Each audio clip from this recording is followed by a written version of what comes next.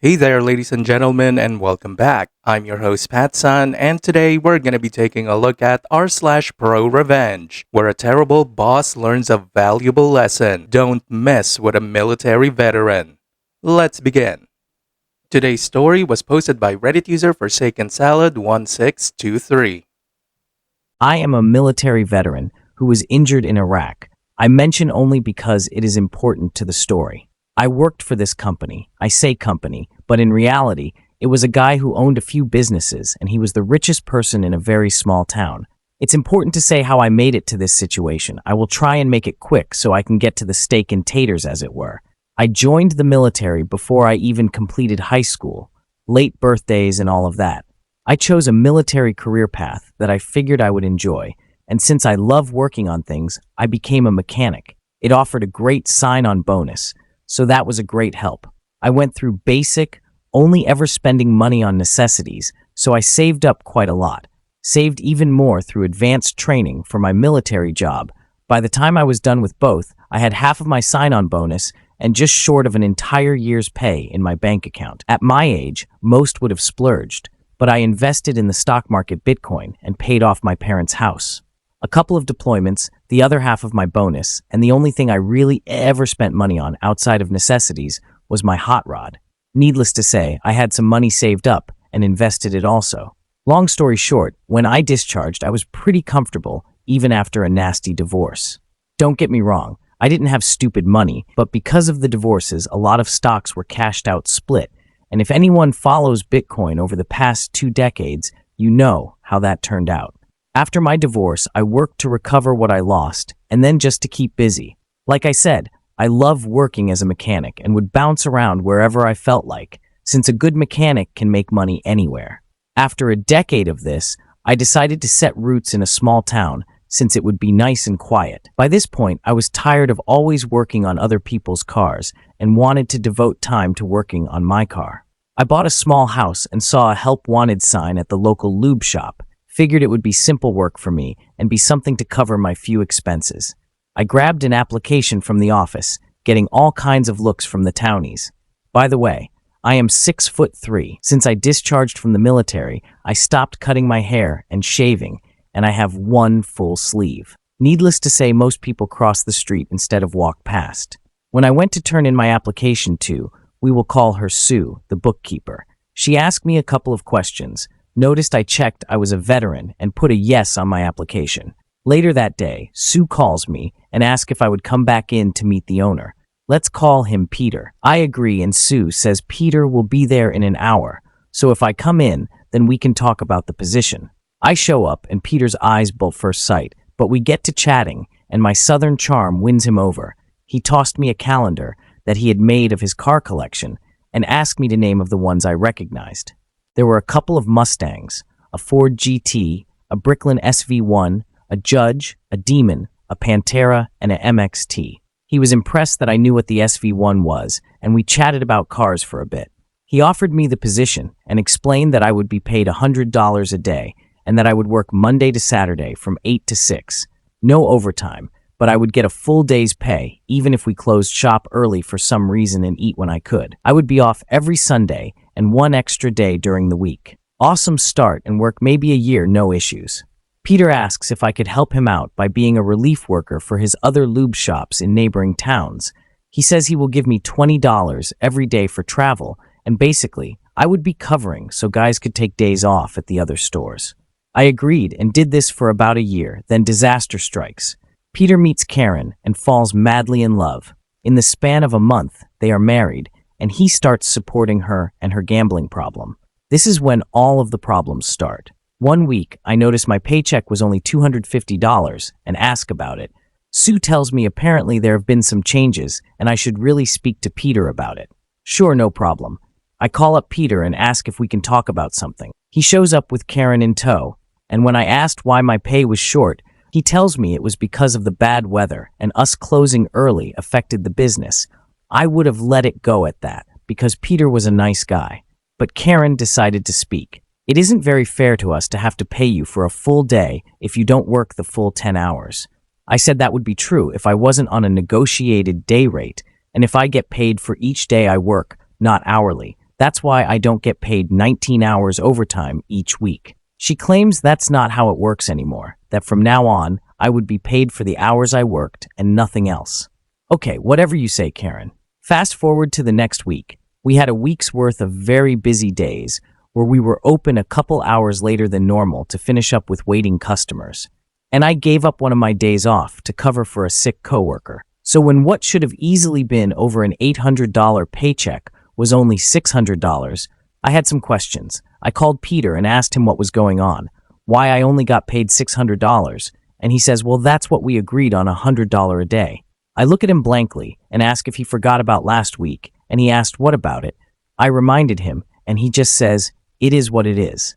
Okay, so at this point, I am aggravated, and that is when Karen walks and asks, so what is he bitching about now? I look at her coldly and say, well, I worked 80 hours last week, and y'all only paid me $600.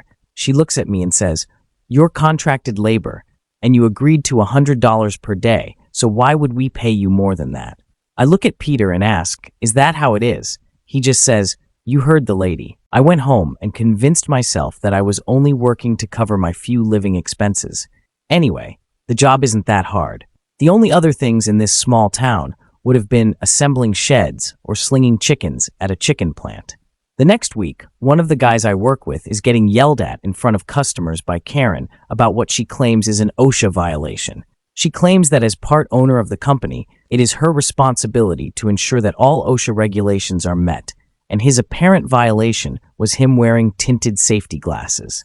Now this is BS, because the bays faced east to west, and with how the cars pulled in, top workers got the sun during the day, and the pit worker got it in the evening. I shake my head as I am walking in, and like a T-Rex in a dinosaur movie, it attracted Karen's attention, and she decides to shout at me, you got something to say, you big bitch. And I just kept walking. I told Sue she needed to have a long talk with Peter before Karen's mouth wrote checks he would have to cash, and she says, I just keep the books, don't involve me. So this behavior goes on another year, and finally, I am at my limit. On the day I started my malicious compliance, I was in a very bad mood. I had woken up to news that a good friend of mine that was responsible for me surviving being blown up in Iraq was taken out by a drunk driver. Not wanting to deal with anyone, I tell the shop I will be working pit all day and to just let me be. These guys have been working with me a few years now and know something is up. I never once thought that this would be a day that I would need to deal with Karen, since I was working at the furthest shop from the main shop and it was in the opposite direction of the casinos. But I wasn't so lucky, or maybe I was. Peter and Karen show up and she storms into the pit and screamed, Peter, come look at this mess. I have no idea what she is talking about because I always kept the pit spotless and would clean as I worked, where a lot of others would clean at the end of the day. Her complaint was about 50 of the most common oil filters we would use in a day being stacked on my waste drums for easy access to me, so I wouldn't have to wait for the top guys to hand me filters. I did this all of the time, and Peter knew about it and never cared before. He comes down, looks around, and tells me like he is talking to a teenager, clean up this pigsty. I shake my head and say, today's not the day, Peter, move on and take her with you. This apparently infuriated Karen, who of course thought it was the utmost disrespect to her and Peter, and he tells me if I don't like it, I am free to leave, so I left. Now don't freak out. This story isn't over yet. That it's just the first flap of the butterfly's wings that started a massive shitstorm. The next day, Peter calls me and asks me to swing by the main store on my way home. I think he is going to apologize about the day before. Figured one of the other guys might have told him why I was so on edge. No, that was not what this was about. Peter was calling me in to inform me that for the next 6 months, I would be on a probation period for my actions. And for these 6 months, I would only be paid $50 a day, and I wouldn't receive the normal $20 a day I received for driving to the other shops. I ask if he is serious about this, and if he has seriously considered what he was doing. This is when Peter let his true colors shine. He tells me, I am lucky I wasn't fired for my constant disrespect towards him and the co-owner Karen. How if he didn't pity me for being a struggling disabled veteran, he would have fired me long ago. I never once discussed my money with anyone I worked with. Why Peter thought I was broke and desperate was solely based on my appearance from what I could tell. Something inside me snapped, and I just started laughing. He asked me what I thought was so funny, and I stood to my full height, stepped to him like a drill sergeant about to give some wall-to-wall counseling, and say you should reconsider your life choices and who you choose to go into business with. Peter then says, "What, you gonna sue me or something? Go ahead if you think you can afford it. With what do you get from the Veterans Office? Like $1,000 a month. I know how bad you need this job." That wasn't my plan, but it kicked in my malicious compliance, and since I will always be a solider to go to war. That day I called a labor lawyer, paid the $3K retainer, and started my lawsuit for unsafe work environment, unpaid overtime, and minimum wage violations. All while continuing to work for him. It was glorious, but still not enough. It took about the 6 months of my probation for the lawyer to get off of the paperwork together and filed, slow rolling it on my request. And this lawyer was a former Marine, so I think he had an idea of what I had in mind. After everything was ready, my lawyer filed the paperwork, and Peter and Karen were served at the main store while I was at work. They read the paperwork, and the process server for my lawyer stuck around to be a witness to what I knew would be coming. When they read that I was suing them, Karen and Peter flipped. Peter shouts, "I should kick your ass, you ungrateful piece of shit," and Karen screams, "You're fucking fired, you pussy. I bet you weren't even really in the military." The process server recorded everything and gave it to my lawyer, who added to the lawsuit unlawful termination because it is illegal to fire an employee because they are suing you. The next day, I opened up my lube shop car wash combo and started recruiting my former co-workers at higher pay plus commission. They also wanted to jump in on the lawsuit, and my lawyer was more than happy to add them to it. So 2 years down the road, after subpoenas to get security footage from the shops, the books going back 5 years and sworn testimonies, we go to a mediation to settle. They offer a measly $50K to split between the 15 of us on the lawsuit. Every word you just spoke has made me violently angry. Oh, great! Now I'm agreeing with Sal! When that didn't even cover the unpaid overtime. We declined, then our Apache came in to save the day, sent by the IRS, delivered to my lawyer because of request for the company's tax documents. Peter held each lube shop as its own individual LLC, each with its own tax ID and employment record. Peter and Karen thought it would be a smart move to file for a tax credit for employing a veteran at each of the 6 shops. In their filing, they claimed that they employed a veteran, me, as a full-time employee working a minimum 36 hours a week at rate of $12 an hour. The government gives a tax break to companies that employ veterans. At the next mediation, my lawyer presented the reports to their lawyer and the mediator, and after a quick 20-minute discussion, Peter and Karen came back and agreed to settle at our request of $400,000 in unpaid overtime to be split between 15 of us, all legal fees, and a personal settlement for the unlawful termination suit of $20K for each shop I was listed as an employee at, as well as unpaid wages for the 6 months I was only paid $5 an hour. Their only demand was that we all agree to a gag order so that nothing would leave the mediator's table. Of course, we signed and we took our paychecks. But somehow their tax paperwork made its way to just the right person at the IRS, and they decided to audit Peter and Karen, and an investigation was opened on them for tax fraud. I sold the shop I opened to the guys that came over and jumped in on the lawsuit.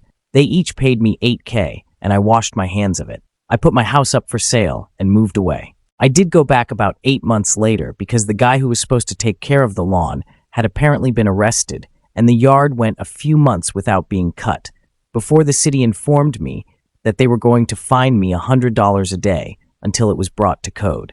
So I went down to mow it myself. While there, I decided to check in with my realtor to see if there was anything we could do about yard maintenance. And who do I see? But little Sue sitting pretty at the front desk. Sue couldn't speak fast enough to tell me what all had happened, and it was perfect. What I thought was an Apache turned out to be an atom bomb. Peter filed bankruptcy to try and not go broke after making a plea deal for probation for tax fraud and paying a ton in unpaid taxes.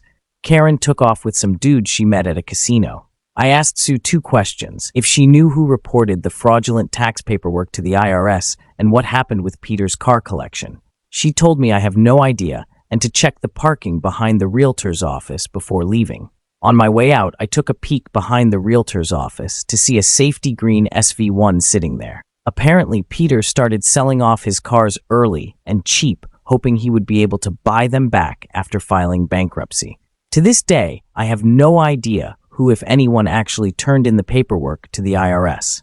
My personal theory is whoever was tasked with compiling it all with their claims noticed something strange and reported it. However it happened, it couldn't have happened to anyone more deserving.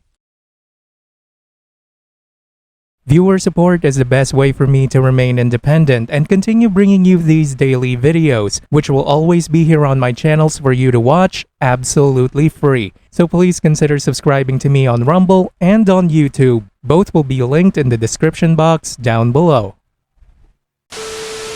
Thanks for listening, everyone. If you even somewhat enjoyed today's story, make sure to give this video a thumbs up, and if you really like it, consider subscribing to PattSun to never miss a future upload. Stay strong.